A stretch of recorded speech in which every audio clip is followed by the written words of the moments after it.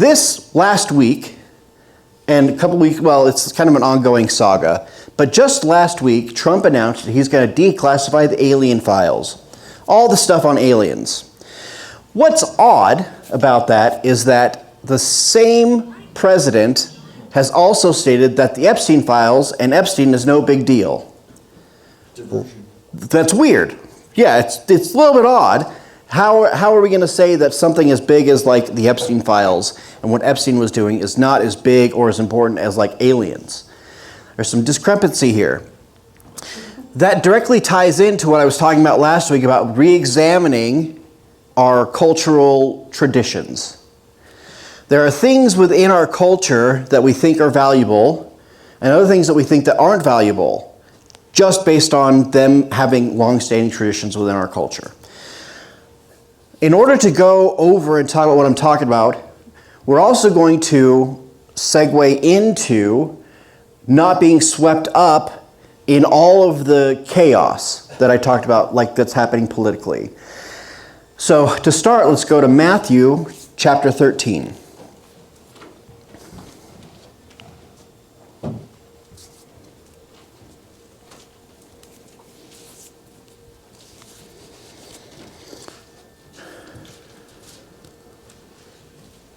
One of the hard things to deal with in the New Testament and in the Gospels is parables. There's a few instances like here where Christ interprets the parable, but there are some underlying understandings that are just assumed and not explained. One of those things that we're going to deal with here is deeply ingrained in our American Christian culture. There are assumptions that we make about how people learn things and how people change that isn't correct. All right, so let's start with praying. God, thank you for giving me another opportunity to present your word and certain teachings that I've learned across the way and not just keep them to myself. And I would pray that you would guide me to not mess it up with amen. Okay, so let's start with the parable. Chapter 13, verse 1. On that day, Jesus went out of the house and was sitting by the sea, and large crowds gathered close around him, so that he got into a boat to sit down, and all the crowd was standing on the shore. And he spoke many things to them in parables, saying, Behold, the sower went out to sow. And while he was sowing, some seeds fell on the side of the path, and the birds came and devoured it.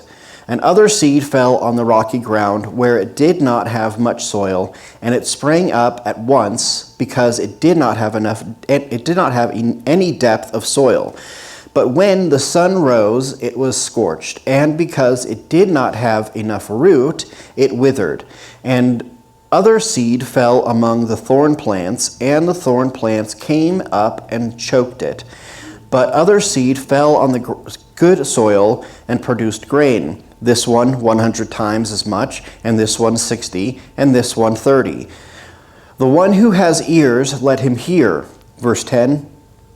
And the disciples came up and said to him, Why do you speak to them in parables? And he answered and said to them, To you it has been granted to know the mysteries of the kingdom of heaven, but to those people it has not been granted. For whoever has, to him more will be given, and he will have an abundance. But whoever does not have, even what he has will be taken away from him.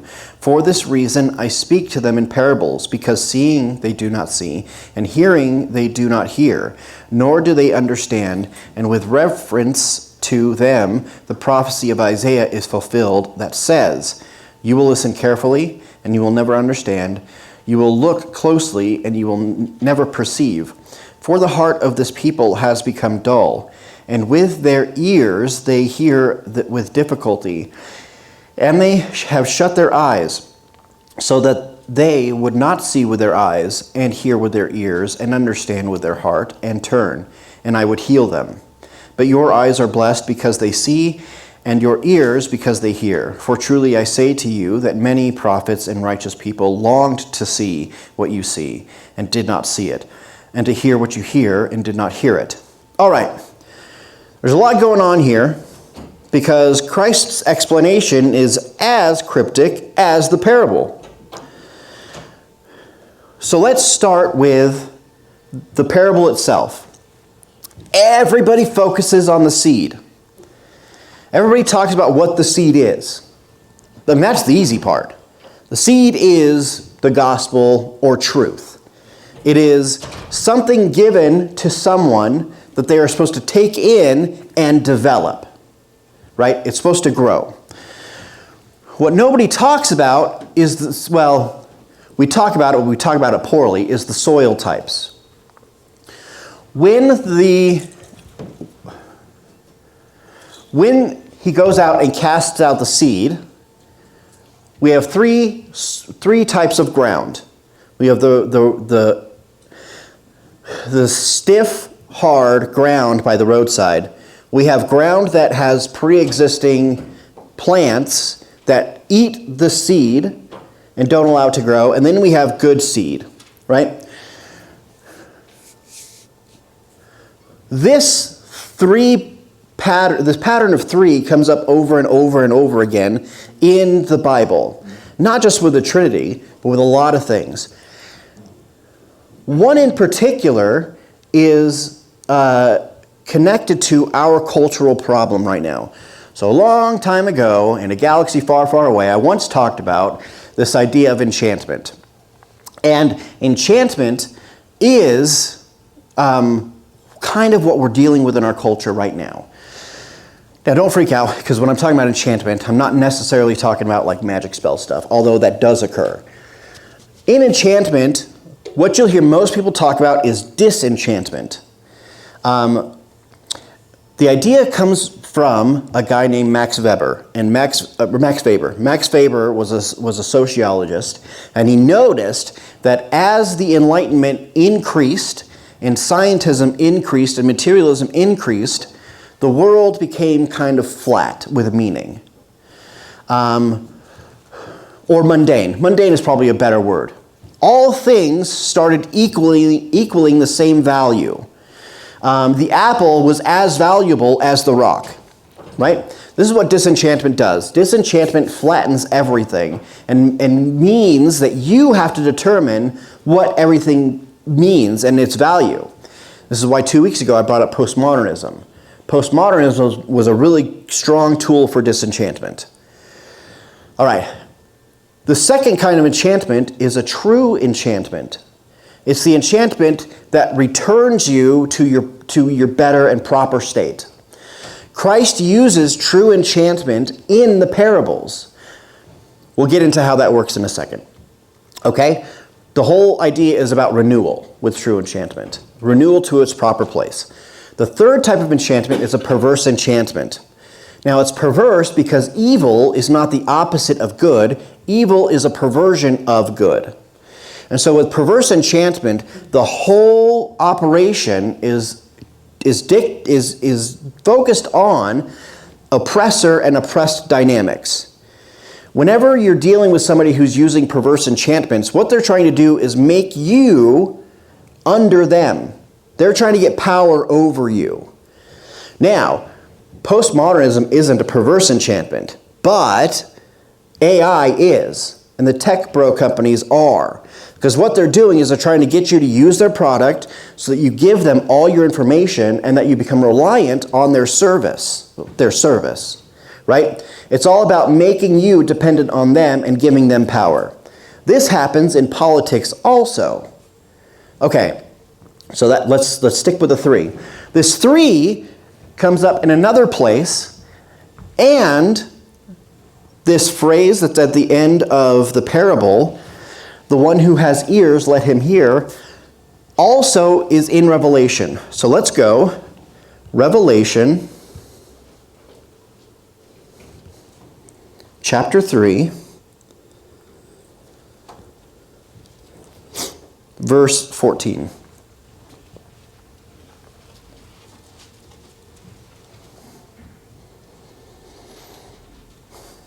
And the angel of the church in Laodicea write, let me start over. And to the angel of the church in Laodicea write, this is what the Amen, the faith, and the true witness, the originator of God's creation says.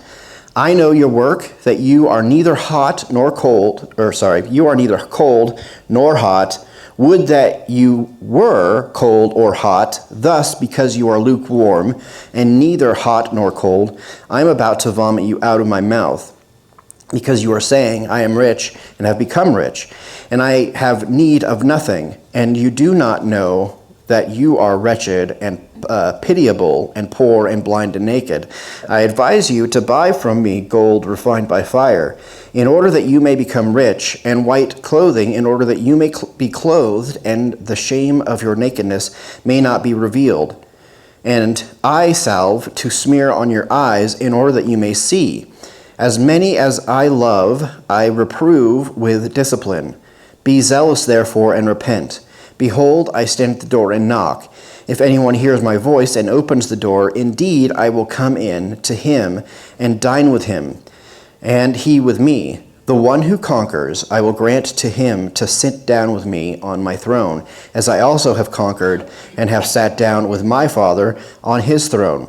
The one who has an ear, let him hear what the Spirit says to the churches. All right, so let's start with this phrase, the one who has an ear, let him hear.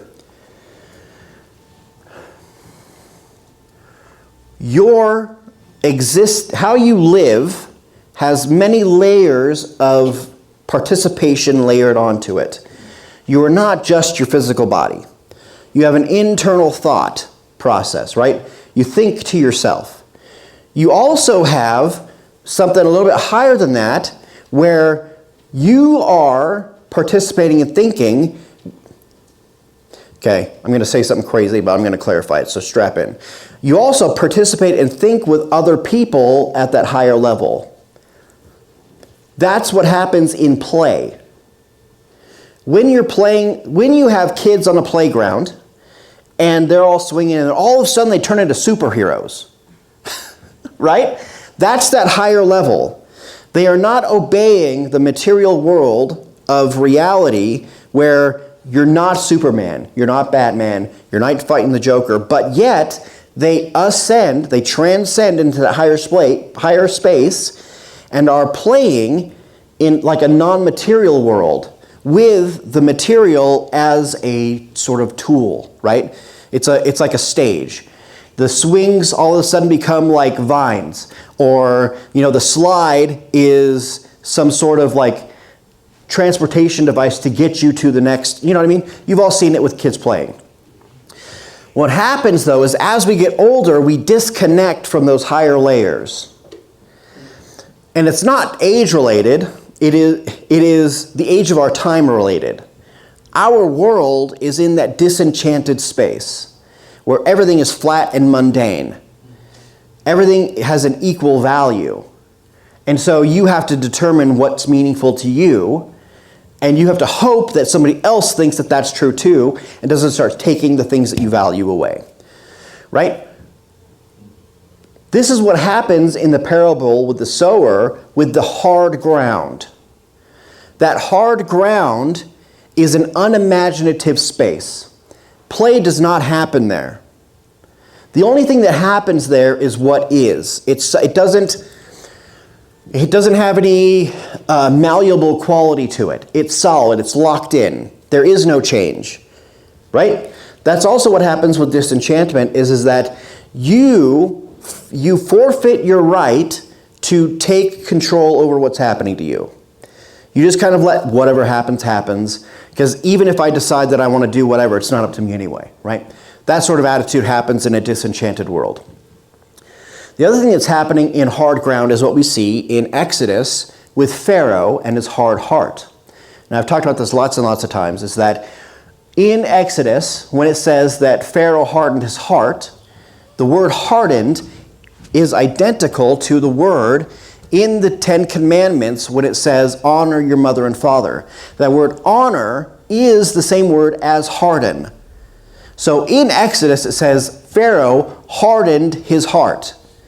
And that happens over and over again until God honors Pharaoh's heart.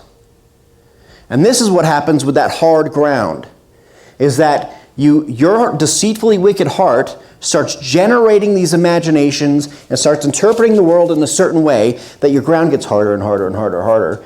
And that imagination isn't able to flourish. And when that imagination isn't able to flourish, something like a parable makes absolutely no sense. Because a seed is just a seed. A bird is just a bird. Ground is just ground. You know what I mean? All that stuff gets locked in. But we've been interpreting parables like that in Christianity before this disenchantment. The Calvinists will tell you that God gets to decide who has hard ground, who has soft ground, and where these grounds end up. And then if you're lucky enough to be soft ground, the seed will spread on you, and you're one of the chosen, and you rise up, and you can join us Calvinists as being one of the awesome people. That's not how it works. Ground can be changed. If the ground could not be changed, then the parable has no purpose. Because a parable is to get you to change your mind. It's to get you to look inward, analyze yourself with your imagination, in that imaginal space, and then figure out what kind of ground you are. And then change it. All right, so here's where we're getting into the weeds. Weeds. Get it, Edie? All right, so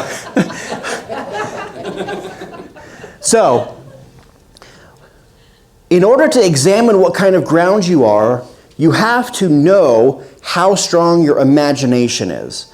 Because in that imagination is where the interpretation of myth comes from. If you are interpreting myth materialistically on that hard ground, you're going to say crazy things like the Red Sea was parted by a strong gust of wind. You might also fall victim to the trap of thinking that the end times is just about tanks, nuclear weapons, and AI. That stuff is part of it, but the reason why I talked about magic a couple weeks ago is because it also involves magic. The Antichrist is going to employ magical methods to impress you, not technological. But what you're going to do is, if you have a hard ground, is you're going to interpret it as technology. You're going to say that, well, it's just a machine. Okay, that might be good to protect you from being manipulated by an evil force, bad seed planting in your hard ground.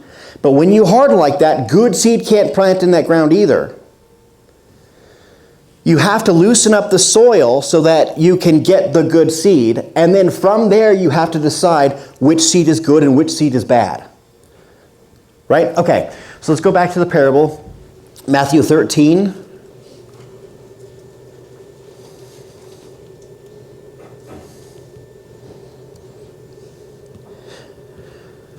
We're going to start with verse 10.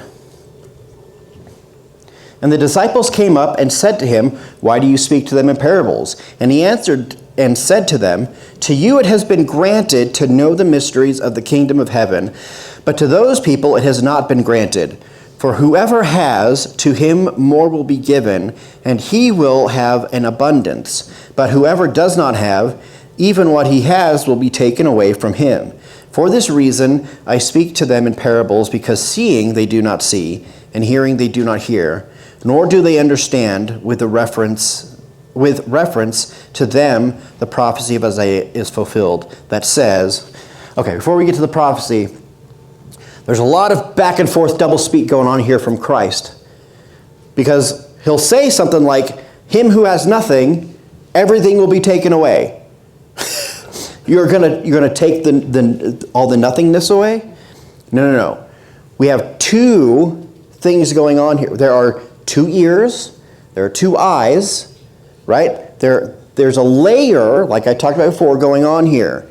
You'll hear sentences with your ears, but you will not hear it and understand it with your imagination ears.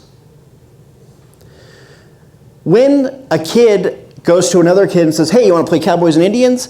If the other kid is not really paying attention and he's not thinking like, "Well, what is it? What do you mean play?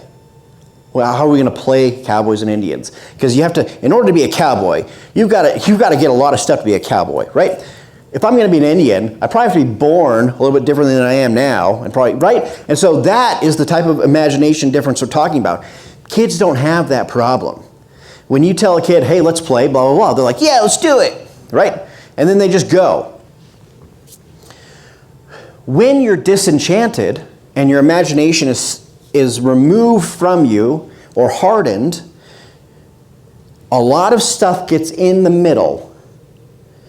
Okay, this is what Christ is talking about, not being able to hear. Now, if we go back up to the top of the parable, verse 3 of chapter 13, and he spoke many things to them in parables, saying, behold, the sower went out to sow. And while he was sowing, some seeds fell on the side of the path, and the birds came and devoured it. And other seed fell on the rocky ground, where it did not have much soil, and it sprang up at once because it did not have any depth of soil. But when the sun rose, it was scorched, because it did not have enough root. It withered. All three of these things can happen to you in that imaginal space. Okay, let's make a clarification. Imagination is not the creation of delusion. The kids playing Spider-Man and Batman are not creating a delusional world to escape reality, right? There's a real thing going on there in that imagination space. Okay, let's do this. Without using your imagination, understand the parable. Don't imagine birds, don't imagine seed, don't imagine ground, don't imagine how it functions, right? Okay, that's what we're talking about. This imagination space. It's where all of the working out happens. This isn't just with parables. This happens in your work too. Like you have a task and you've got to get from now to then. In order to get to the end, you have to work out in your imagination the steps that you're going to take so that you don't do something wrong. Your other option is just do whatever and hope it works out. And just start slinging glue everywhere, right? That's an option. It's not a good option. Okay. So what Christ is saying about seed is that seed can end up on the ground and something can sweep it away. Low attention span. You're not focused. You're not paying attention. The thing is not holding, partly because your ground is so hard that it can't hold on to anything. This is the problem with smart devices and the internet. The internet is designed to keep that soil hard and just keep you going, and you keep throwing seed down. You're like, yeah, that's cool seed, and the birds take it. You're like, oh, right, new seed, right? And you just keep going. The second type is the type of birds, rocky ground. Oh yeah, root. No root. This is also an attention span problem, but it's more based on meaning. The seed that lands on you doesn't take root. It doesn't get in you. This is where the idea of the gospel makes sense here, is that the gospel lands on you, you receive it, and you start ingraining it, you incorporate it into your life, and it becomes part of you. Like a root in the soil, right? The reason why a root won't take hold in this situation is a matter of time. If you don't give the seed enough time to stick around, it's not going to get its root in you. Okay, this is true for good and bad seed, right? Discern the spirits. Okay, and then the last kind is the kind when the sun comes out and just scorches the seed. Sun, metaphor for ultimate truth. The ultimate truth comes out, hits that seed, and it just gets evaporated, right? But that's because the soil hasn't done its job and like covered it enough, like put it underground enough, so that when the truth comes and hits it, it doesn't just get blasted, right? Humans, let's not go down that rabbit hole. Okay, sorry. The idea of the sun goes way deeper in the idea of like why Moses can't look at God, because if man looks at the ultimate good, they'll die. If you want to go down that rabbit hole, go for it, but we'll be there for hours. Okay. The seed takes hold in a proper soil. Actually, no, I skipped the soil. The one with the other plants. Let's go down and let's read verse 18. Let's read Christ's interpretation of the parable. Okay, verse 18. You therefore listen to the parable of the sower. When anyone hears the word about the kingdom and does not understand it, the evil one comes and snatches away what was sown in his heart. That is what was sown on the side of the path. And what was sown on the rocky ground, this is the one who hears the word and immediately receives it with joy. But he does not have a root in himself, but lasts only a little while. And when affliction or persecution happens because of the word, immediately he falls away. And what was sown into the thorn plants, this is the one who hears the word, and the anxiety of this word and the deceitfulness of wealth chokes the word, and it becomes unproductive. Okay, let's hang there for a second. All right, so this bush eats the growing plant. This is what I'm talking about with perverse enchantment. The plant in power moves in to make the seed its victim in order to make it better. Are we seeing the dynamic here? It's like a parasite. A parasite gets into a creature and it starts growing and taking over the nervous system, and pretty soon it's this zombie creature, right? That's what happens with a perverse enchantment. This soil is capable of growing. It's got a strong imagination. It's got a pretty good connection with how reality works, but it's not discerning. It's not a discerning soil. It's got things growing in it that's going to destroy the good things. Right? Okay. Verse 23, but what was sown on the good soil, this is the one who hears the word and understands it, who indeed bears fruit and produces this one 100 times as much, and this one 60, and this one 30. Okay. My brain just shut down.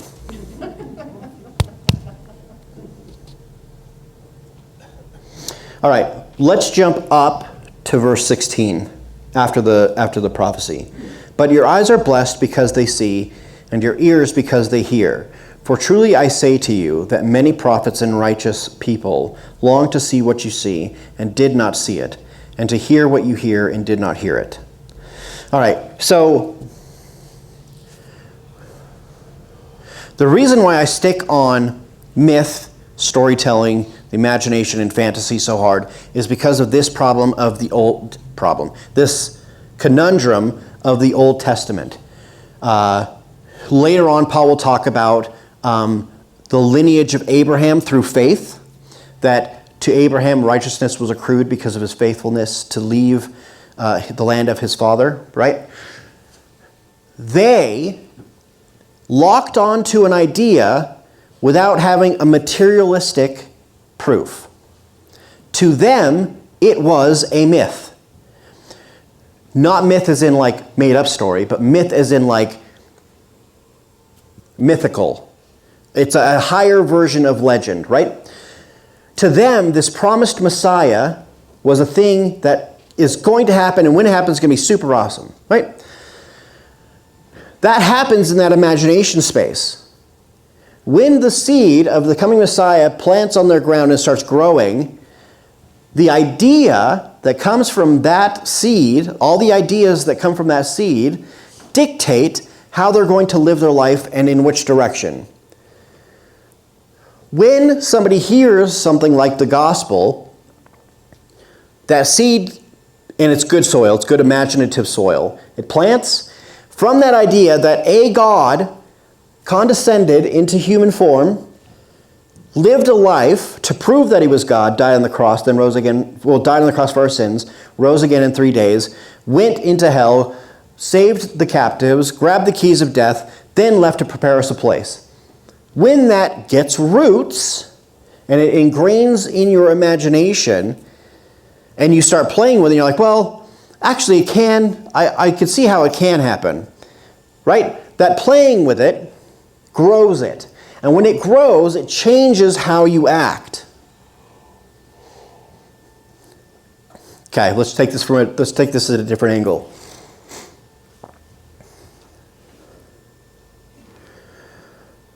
When you are young and you decide what do you want to do when you're a grown-up, right? That type of thing. You have a vision of what it's going to be like to be a cop, to be a firefighter, to be in the military, to be a pilot, right? That imagination gets going, and you have this idea of what it's going to be like. That imaginative vision propels you to pursue it. Not because of a delusion, but because it reaches in and touches something deep. In philosophy, we'll call this the ought. How you think things ought to be. One of the things that Christ does with parables is he reaches into that ought and he says, deep down inside, you also think that people ought not steal. You think that people ought to give to the poor. You think that people ought to, love your neighbor as yourself. Those are the oughts that we're talking about. But a parable is a story that reaches in and proves the ought. This is why stories stick with us. Is because a story reaches in, says, hey, that deep ought that you have? Yeah, let me prove why it can happen.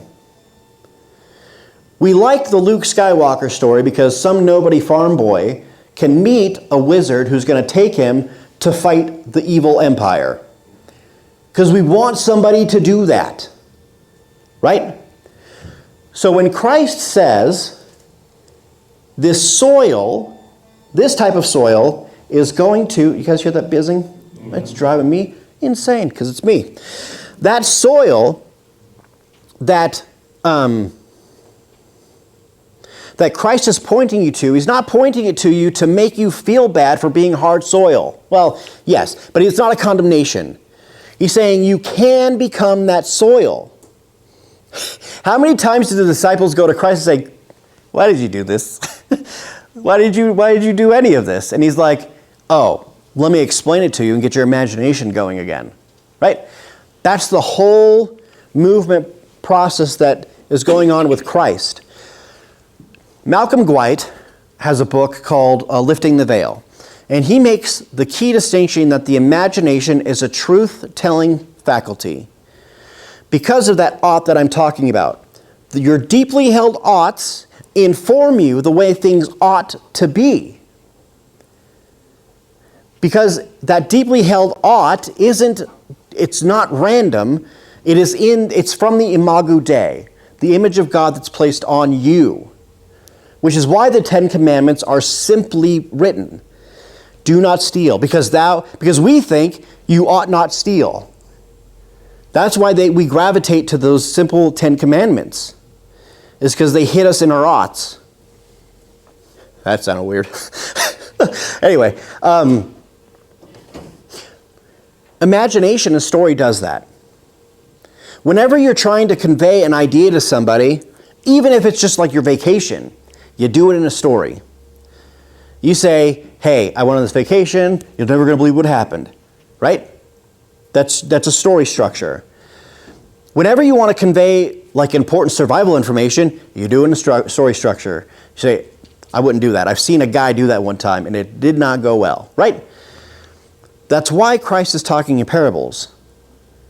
He's not dividing people up between the good guys and the bad guys. What he's doing is he's pointing out and saying, hey, you bad guys, it's time to fix some things.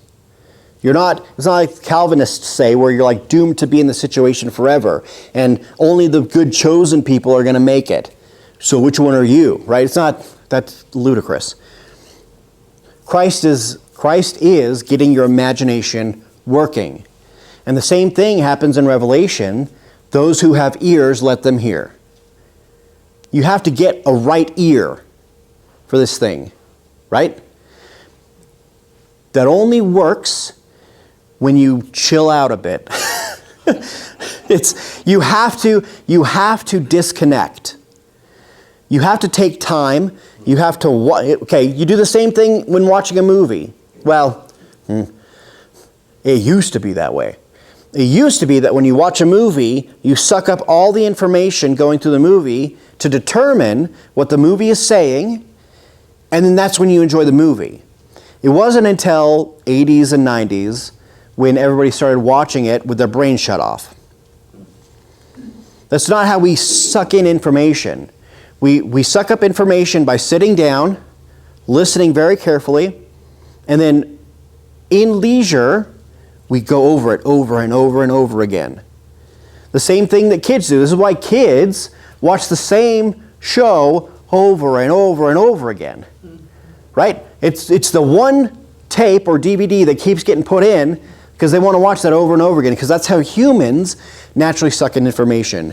Is we see a thing and we're like, okay, this is important. Not sure why it's important, but it's important. So we suck it in and we just keep devouring and devouring and devouring. And then as we get older, we become disenchanted. And now since everything doesn't mean anything and you get to decide, you just kind of like, oh, I guess I'll eat something. I don't know what I'll eat. I'll eat whatever, right? We do that with our stories too. And we do that with the Bible. Is that when we read the Bible, we get to a part and we're like, well, this is boring. So we skip it. When really, those parts that we don't understand are the parts that you sit on and you stare at. And you go over and over again and you work it out in your imagination. And you try and figure it out.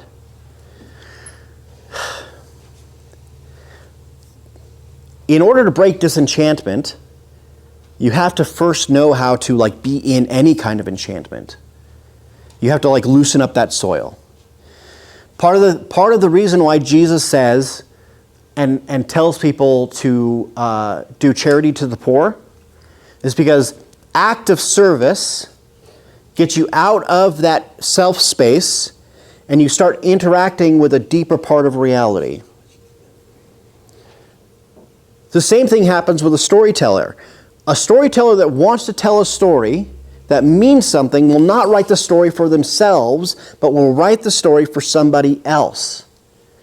Because what they're doing is they're saying, this information helped me at this time, and I'm going to impart it into you in a way that engages the imagination. And that's what a parable is. Christ is saying, hey, this thing's bad.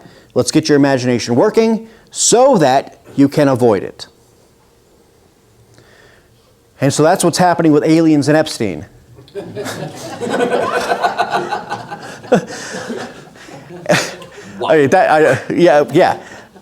That could be a cool movie, actually. It would be Aliens and Epstein, right? Anyway, so with aliens and Epstein's, there's this constant cycle of perverse enchantment that it's like, believe me, believe me, believe me, believe me, believe me, believe me. But nobody believes you, FBI. Nobody believes you, CIA. We know you guys have been dirtbags this whole time. And yet, when the Epstein files come out, everyone's like, oh, can you believe what's in the Epstein files? Well, no, not really. It's from the FBI. That's the problem. When it comes from that source that's dealing in perverse enchantments, you can't believe what they're saying. And so when they come out and they say aliens, everyone's like, yeah, we're going to finally get to know about the aliens. Probably not. We're going to get to know what they want you to know. That's that weed that's in the okay soil eating the seed. All right, let's stand and pray.